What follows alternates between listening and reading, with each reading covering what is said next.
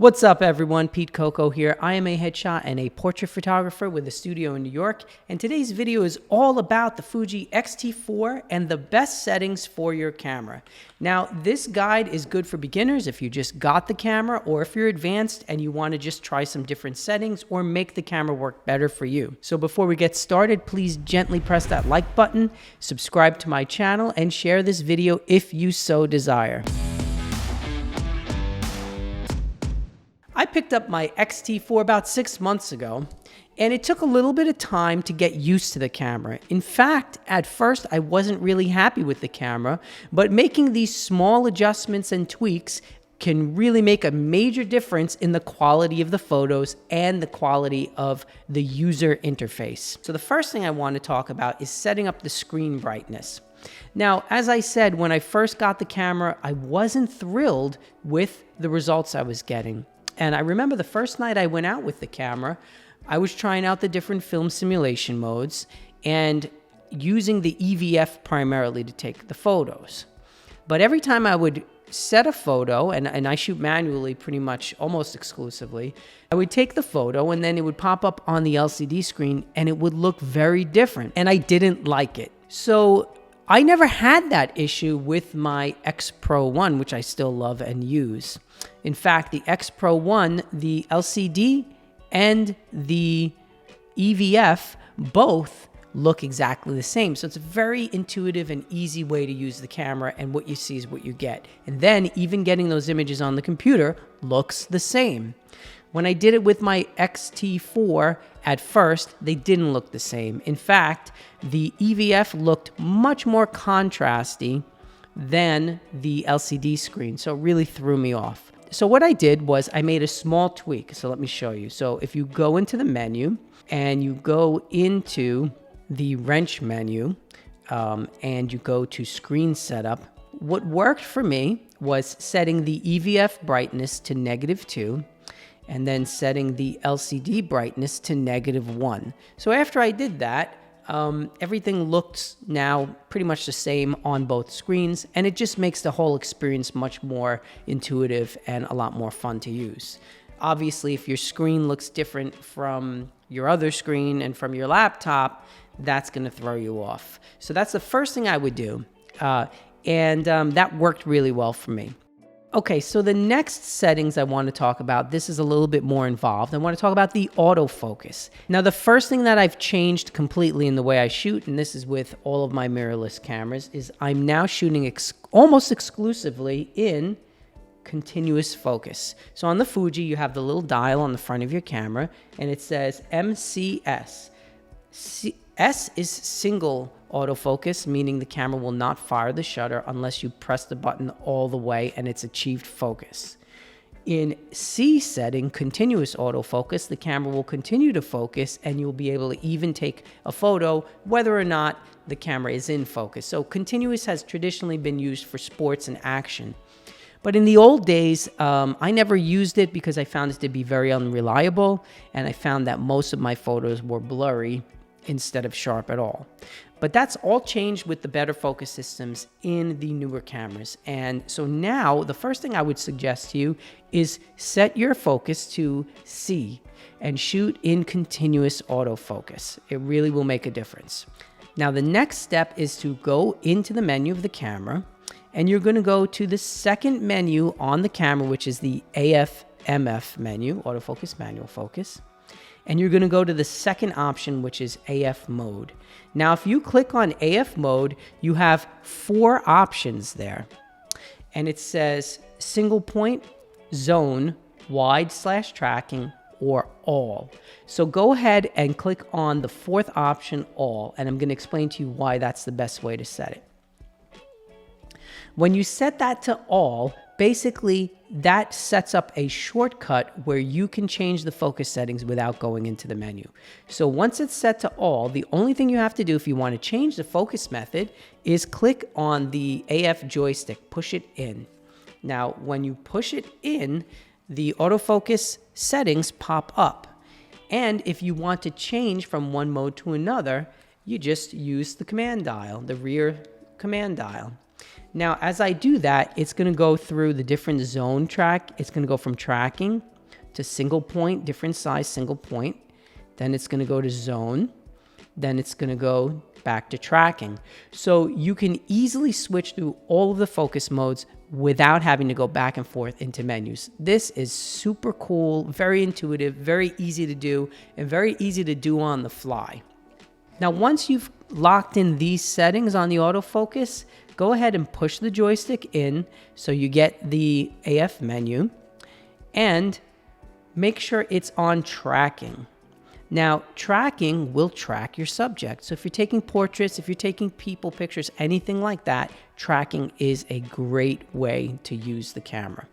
Now, the next thing you're going to do is go into your custom menu, custom button settings, and you can do that by pressing and holding down this display back button. So if you press and hold that button, you'll see the custom button menu comes up, and what I've done is I've set the top custom button right next to the shutter to turn on and off eye tracking.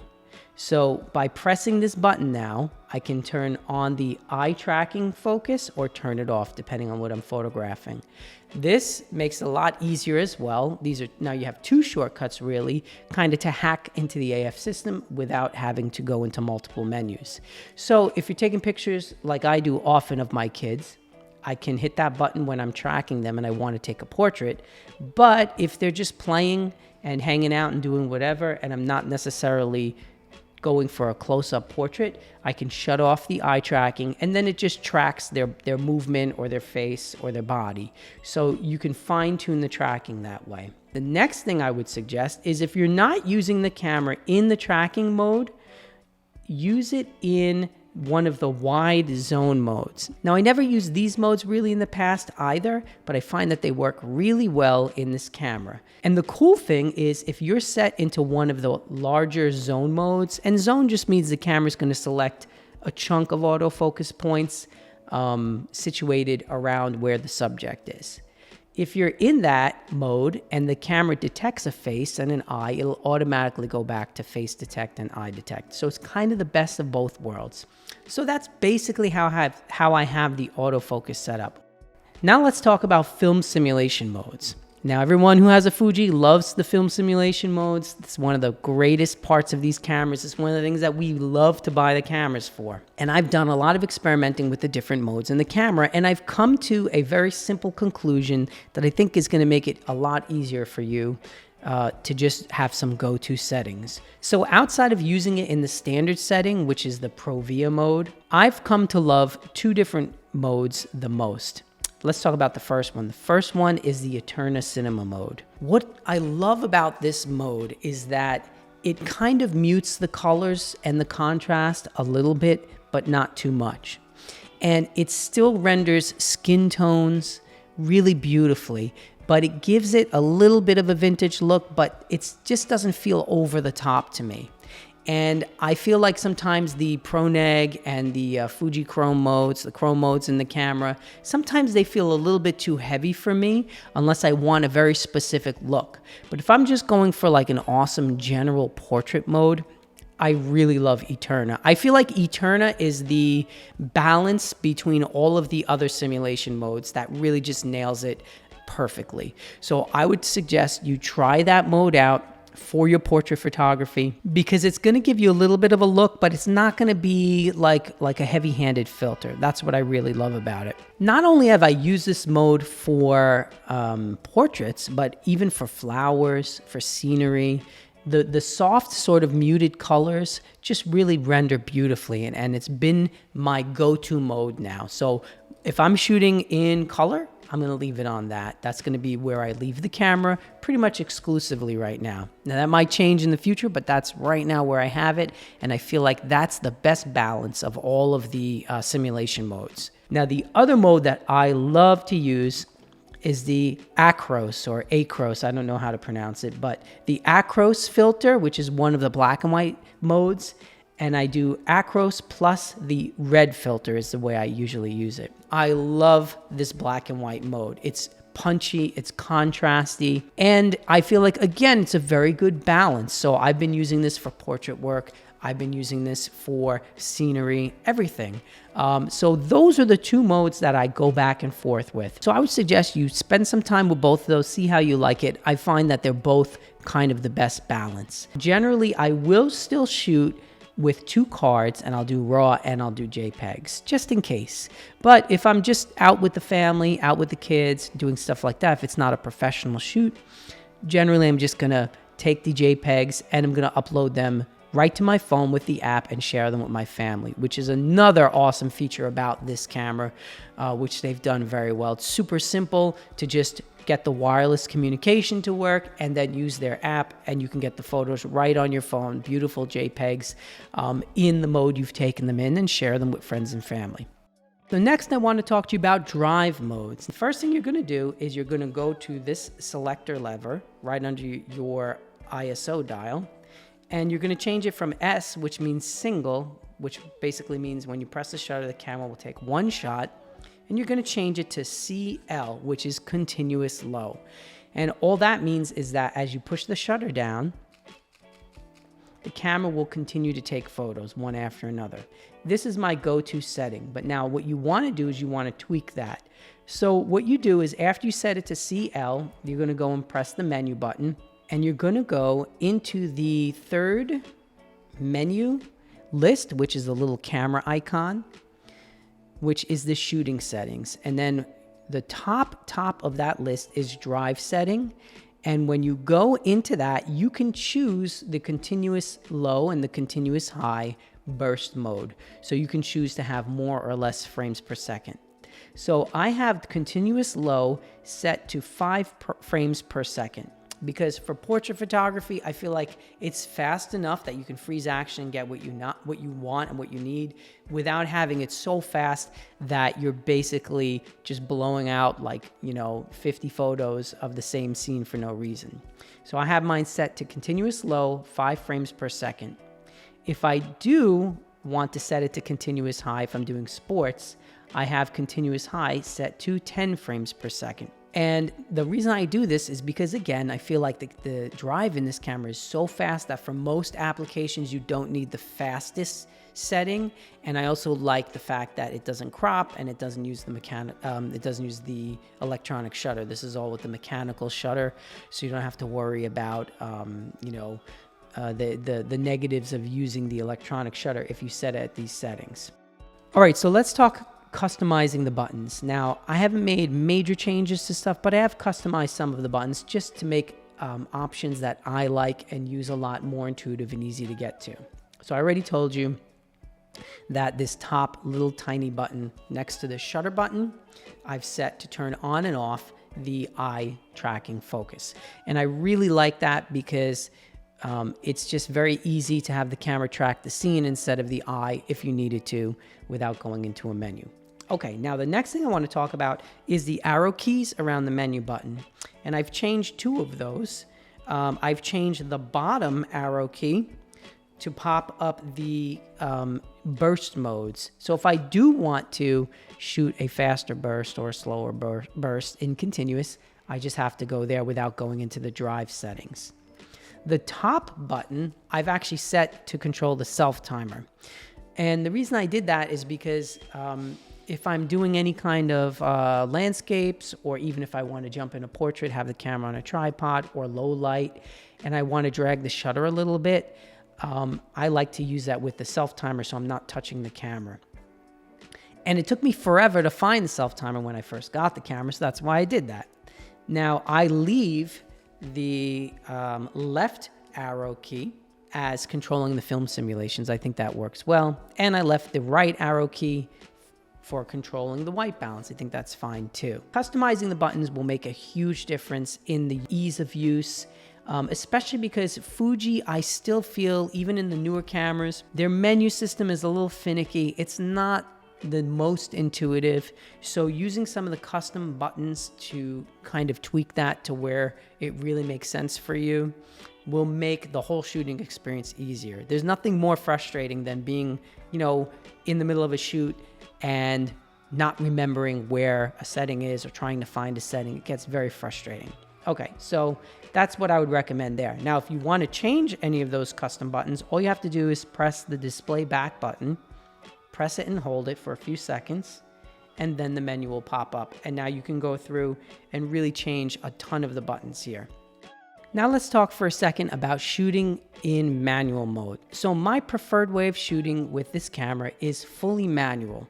And if you've picked up a Fuji X-T4 or an X-T3 or an X Pro series, you probably are comfortable shooting in manual. I think a lot of us go for these cameras because we like the old school buttons and dials. So I really love having an aperture ring, a shutter speed, and I love the ISO dial. It makes the whole experience so much easier, so much more intuitive, especially if you come from learning on manual film cameras where that's just the way you did it. Everything was manual. So what I would suggest, and what I do, which I think you should experiment with, is I generally just shoot kind of the old school way, which is I set my ISO to the lowest possible setting. And then since I'm doing mostly portraits, I set my aperture to the widest possible aperture.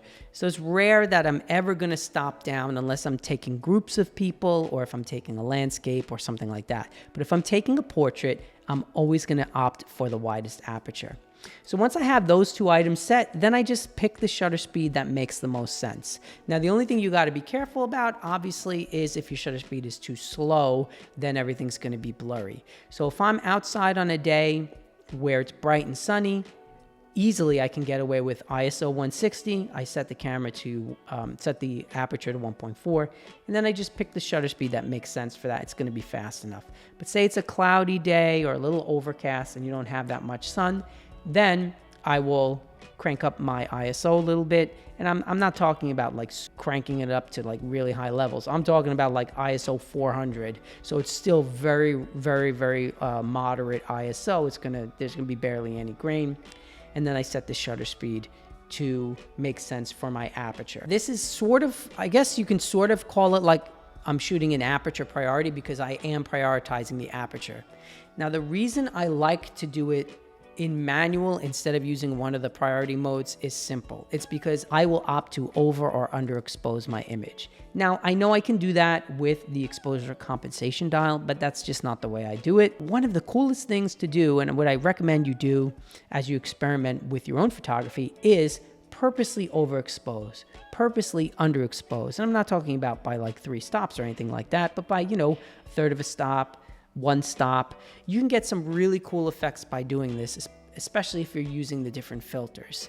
And sometimes I want to have like a high key look on my portraits, so I'll definitely do that where I'm going to purposely overexpose. I find the easiest way to do that is just manually change one of the settings. Or another thing I'll do is I'll purposely set the camera to be underexposed when I'm shooting a daytime landscape scene or at the beach or something like that.